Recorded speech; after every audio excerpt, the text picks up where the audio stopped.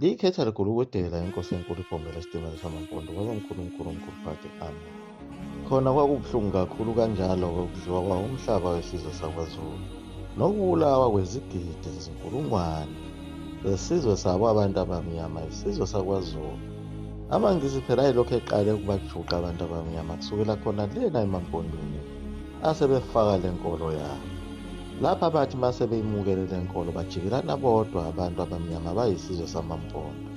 Okwathi uNkulunkulu noma esebathumele abaprofethi ukuthi bazovusa isizwe samaMpondo, wasuka sona isizwe samaMpondo sagijima sayotshela bona abelungu bazo izimishini ukuthi naba sebevukile abaprofethi abathunyelwe uNkulunkulu. Yilapho khona abelungu abababulala khona labo baprofethi esibala khona o-Enoch Mgijima ababesebenza kuwo amaplazi. Abelungu bengabaprofethi ababethunywe uNkulunkulu. Yilapho-ke isizwe samaMpondo esakhetha umlungu salahla khona uNkulunkulu. Babe baningi kakhulu abaprofethi abathunyelwa khona emaMpondweni selibabalile igumgedlela kuze kuyofika khona endaweni yase-Free State kwaze kwayovalwa ngayo iZimbabwe. Bonke laba baprofethi ababethunyelwe uNkulunkulu abantu abazange bebalalele. Kunalokho babadayisela kubo phela abelungu ukuthi begcine bebulele. Njengoba lokhu kudayisana kwaze kwafika nakulo izwe lakwaZulu lapho uZulu wayesehlukaniswe khona phakathi. Sekukhona iNatali neZululand. Ekubeni indawo yakwaZulu iphela khona phela ePort Edward. Kodwa kunamhlanje ungawuthola umuntu wasePortshepstone ethi yena akayena wakwaZulu. Uthole futhi waseThekwini ethi yena akayena wakwaZulu. Ngenxa yakho phela ukuthi umlungu uyakwazi ukwenza umuntu ebe umkhovu. Lokhu abathi ngesilungu ukuprograma ingqondo yomuntu. Umphendule irobot. Irobot-ke ngesizulu umkhovu. Njengoba ubona abantu abamnyama belwa kakhulu belwela yona inkolo yawo eyafika nayo umlungu lona. Bephinde belwele namasiko akhe umlungu nokuthi umlungu phela akathole umhlaba. Njengoba nabo osopolitiki abangabantu abamnyama bekwazile ukuthi behlangane ukuze bezodayisa ngabantu abamnyama bethathe umhlaba bewunikeze phela yena umlungu. Abazenzi bakhoviwe njengoba nokhokho babo babevele bephendulwe yona imikhovu. Isipikili-ke okushayelelwa ngaso umkhovu iyona inkolo kanye nayo imali. Uma umuntu omnyama esebona lezi zinto zombili uphenduka abe umkhovu ngoba akabe salicabangela ikusasa lezingane kanye nomhlaba wobabamkhulu bethu kanye nawo abobabamkhulu bethu abafa bewela lona lelizwe ukuthi thina sikhululeke. Kodwa yena ucabanga le mali yokuthi azicebise okwesikhashana adle kamnandi ebese eyaflash. Ngakusasa yonke leyo mali isuke isisesitamgogweni. Naso isizwe sakaZulu njengoba sasesihlakazekile sonke sihlakazwa ngalo phela icebo lomlungu ngakho kufika nazo izinkonzo ngokwehlukahlukana kwazo. Leli ngisi lelo okuthiwa uMashiqela lase lizidephunela kahle lapho-ke umhlaba ngesikhathi abantu bebhizi beqishelene khona ezimishini lihamba lizihlephulela. Njengoba lagcina liqedile ngayo indawo yakhona kwaNgobese, umehlo kaZulu wasala eyinkosi yezeleze, kanti uDinizulu lona useyinduku. Kanti naye inkosi yakaQwabe uMeseni kaMusi babeyidlile naye indawo yakhe ngawo-1879. Le nkosi yayibusa khona phela kaMaphumulo emzini wayo eMthandeni. Indawo yayo le nkosi yayisuka khona kaMaphumulo ifake indwedwe kanye nenanda ngaphansi kwayo. Leyo ndawo yagcina ihlakaziwe yasala nayo nesiqeshana sendawo. Enye indawo yanikezwa yona imantshi yomlungu uChief Shatta, naye wazenzela lona iplaza wazitshalela izimongo. AmaNgisi lokhu ayikwenza kahle ngenxa yokuthi phela uZulu lona wayesevele sehlakazekile. Lonke lolu hlelo lwalenziwa yiwona AmaNgisi lokunciphisa izindawo zakhona kwaZulu. Babengakhethi, babenza ngisho kuzo izindawo zawo amadube esandlwana.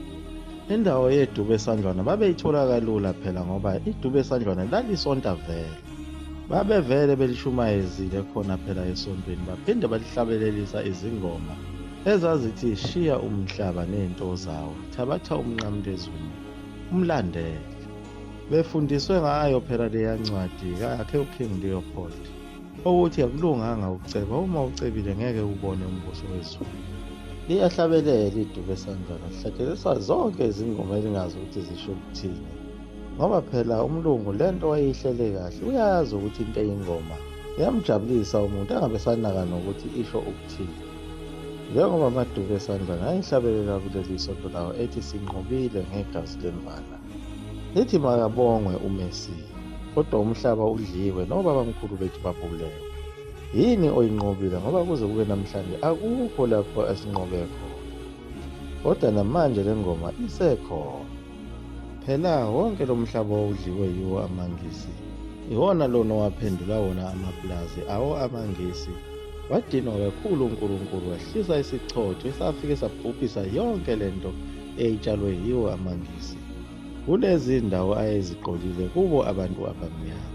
Phela uma kuliwa kusemthethweni ukuthi kube khona umhlaba ogcina udliwe, kodwa lona kwakungasekhona ukudla umhlaba ngohlelo lwempi, kwasekuhlelo nje lobugebengu. Ngoba phela amangisi ayekade elwa nawo amabhunu, kwakufanele adle umhlaba wawo amabhunu, kodwa ayasuka lapho azodla umhlaba wabantu abamnyama. Ngenxa yokuthi abantu abamnyama phela babehlakazekile. Phela uhlelo lwezempi kuze kube sanamhlanje lisasebenza kanjalo ukuthi niba umbimbi ukuze nizovikelana. Manje abantu abamnyama bengaselona umbimbi. Yiko lokwaholela ukuthi ingisi ligcine lokhu lizitamuzela kalula. Ngoba phela inkosi uDinizulu yayizamile umbimbi nalo amabhunu, kodwa olwagcina seluhlakazekile ngenxa yokuthi inkosi uDinizulu yaboshwa.